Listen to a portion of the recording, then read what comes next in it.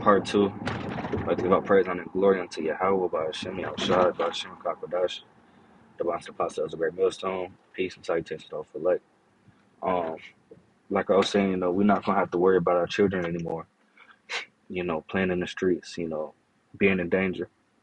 Verse 14, it says, "In righteousness shalt thou be established. Thou shalt be far from oppression." We're never gonna have to worry about, our oppressors, the nations of Psalms 83 coming down on us anymore. Making our lives a living hell. It says, "For thou shalt not fear, and from terror far, so like before it shall not come near thee." Yep. You're never gonna have to get judged by Yahweh Shem Yahushua anymore. The heathen nations never gonna mess with us. We're never gonna be crying. No more cries. You know, um, no more slavery, no more captivity. No more. Worrying about our food being tampered with. These are the things that we look forward to. It says, "Behold, they shall surely gather together, but not by me. Whosoever shall gather together against thee shall fall for thy sake." So no nation is gonna be able to come up against us anymore. Because Yahweh Hashem Yahushua is gonna be with us, and I gotta make this lesson just a little bit quicker. And Salakia, maybe I'll do a part three, to a Lord willing.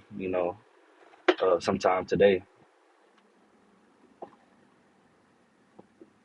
Uh, Says, "Behold, I have created the smith that bloweth the coals, and the fire that bringeth forth an instrument for his work, and I have created the waster to destroy." And this is talking about, the ICB nuclear missiles, the Lord put in the hearts,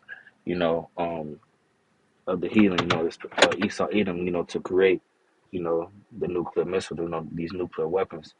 And it's crazy, how I did my research, the true person, the originator of the nuclear weapon, his name was Abraham Esau.